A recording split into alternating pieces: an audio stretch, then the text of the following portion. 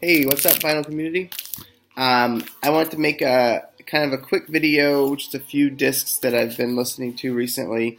Sorry, I'm leaning in towards the camera. I'm grabbing some stuff. Um, and my cat very well may come trotting up here. But yesterday was, I guess, Cat Day, International Cat Day. So I'd have to allow him, I think. Um, I wanted to post this record because I couldn't find much about it. This was almost a blind buy at End of an Ear. I have it playing right now, but it's very soft. This is a reggae singer, R.D. Livingston. Uh, Home from Home is what the album's called, and it's on Charisma, and I think it's a UK release. I think it's an import. Yeah, it's a UK import. Um, and I don't necessarily listen to tons of reggae. Um, I have a little bit, but this is kind of different because he sings with a falsetto, and it has more of a standard soul feel to it, but then it'll have the reggae rhythm, and the reggae guitar work. Um, so it sounds to like when I listened to it, I didn't even notice that it had like the reggae sound at the shop, but now on repeated listens, it kind of adds just a little bit more of an interesting texture to the music, and it's really good. So if you happen to come across this, or if you guys in the UK, maybe it's common in the UK because evidently when it was sold, it was only for £1.30, which is only like $2 now because the pound has weakened against the dollar so much. Another one I bought at End of an Ear, I think at the same time maybe, I can't remember, is this Destroyer My Mystery 10-inch or 12-inch. So this is just a single with a remix on the B side. I don't want to take the shrink off of it, so sorry about sorry about the reflection there. I've talked about Destroyer on here before, but for those of you guys who haven't listened to him, he is like an indie rock guy, but he has really stretched out over the past few years. So I'd say he's always had a very complex arrangement for indie rock. It's always, some people have been turned off because it sounds a bit too much like 70s Steely Dan kind of compositions and production. So some people didn't like it before this recent dad rock thing came back into the mix. But since his 2010 or 2011 album Kaput, which is one of my favorites, he's really been pushing the jazzier sounds. So Kaput had almost like a yacht rock, easy, smooth jazz sound with the indie rock on top. This one is from the most recent album, and it has more of an avant-garde feel. So when I saw them live, it was like somebody took a standard indie rock band and just mixed, free jazz into it. It was really interesting, and it was a great live show. He just sings, and he has real players play the music, so it was perfect.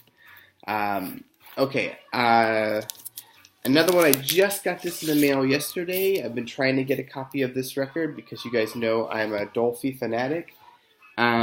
This is the Latin Jazz Quintet on United Artists. This one's cool because Dolphy plays flute and bass clarinet on this. He also plays the alto. But I listened to it just once through last night to refresh my memory, and I feel like it's got more flute and clarinet than it does sax. I'd have to listen to it again to verify that, but I've got the other Dolphy with the Latin Jazz Quintet. I've got the Caribe on New Jazz, and it's one of my favorite records, so I've been looking for that one for a long time, and I finally got a copy. Another one I just got in the mail yesterday, and this one is just a classic, so I'm not going to say much about it, but Sonny Rollins. Rollins plays for Bird.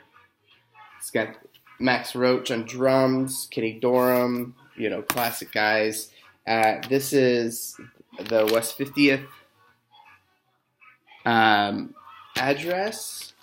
This one, what track was it that I really love on this one? I think it's the entire second side. It's kind of I remember now. This is it's a bit weird because the first side is I think a medley of all of these Charlie Parker. Yeah, it's a medley of all these Charlie Parker tracks, which are great. But then the second side is when you get to actually hear a Sonny Rollins composition, Kids Know. So Kids Know, that's the Sonny Rollins composition on that. It's amazing to think that these guys were, like starting off at some point, and they had to make, they wanted to probably, but they didn't have a lot of songs written yet, but they had records where they were just covering stuff, right? So yeah, that's a good record. Another one, so I've been grabbing as much like Brazilian bossa nova tropicalia stuff as I can. It kind of all started because my wife has started dancing in a samba school here in Austin. One of those random things. Austin has a really big samba scene, even though we don't have, I don't think, very many Brazilian people.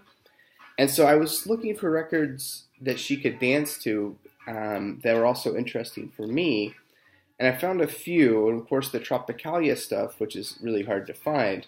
But this one was at Friends of Sound here in Austin. Again, this one's in shrink. I don't want to take it off. But this is a Mexican compilation of this Brazilian artist, Wilson Simonal.